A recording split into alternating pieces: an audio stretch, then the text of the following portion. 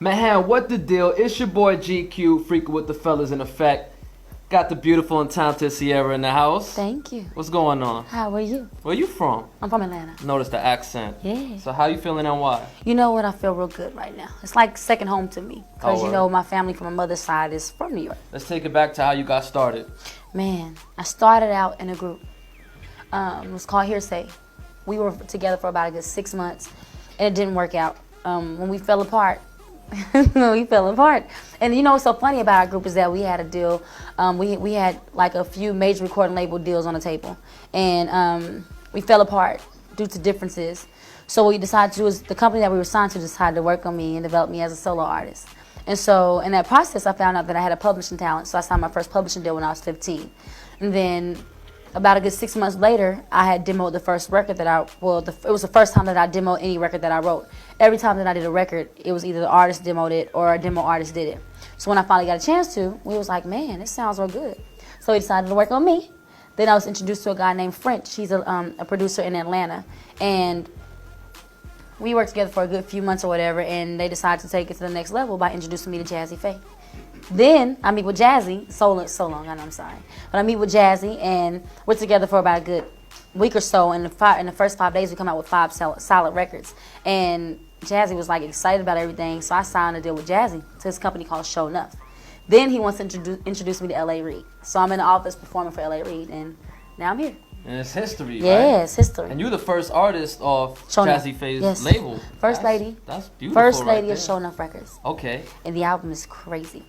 All right. Yeah. I'll take your word for it. Yes, it's hot. You know what I'm saying? And I also co-wrote 95% of my album. 95%. And you're how old? I'm 18.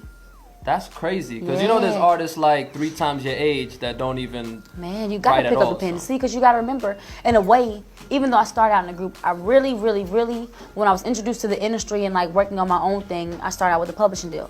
So I'm really serious about my writing.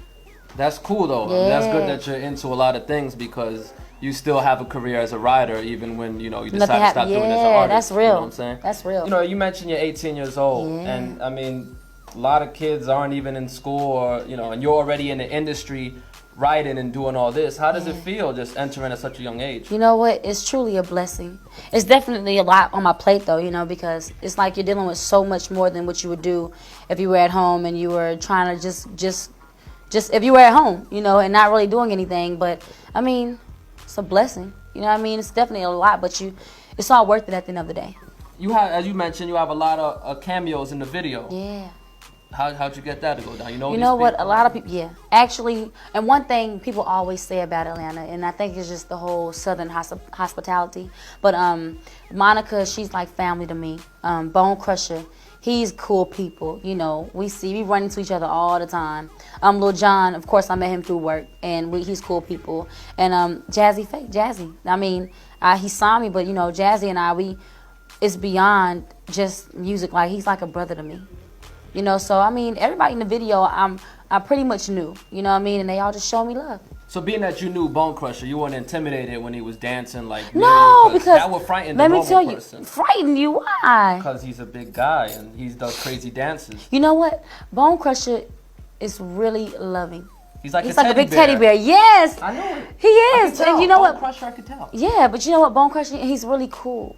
Like one thing I really thought was so cool, and it's just a blessing to know that even like Lil Jon wanted to be involved throughout my whole process of making this record a success. And also working with Bone Crusher, he was just like, baby, it's your video. Whatever you want to do, I'm here for it. So it was real cool just to know that somebody would speak on that and even want to get in the video, because I didn't really say, you have to, or, you know, I didn't really beg. I mean, it was cool to know that somebody came out to show you love on their own. That's how you know it's from the heart. That's real, yeah. You know, so yeah. That's real. Yeah. Well, Ciara, I don't want to take up too much of your time, but my pleasure. You know what I'm saying? This is the start of big things. Yeah, so much thank success. you. Yes. And just thanks for kicking with me. Thank you so much for having me. All right? Hey y'all, what's up? It's your girl Ciara. And right now you're watching Freak It with the Fellas. So that's what I want you to do. Stay tuned.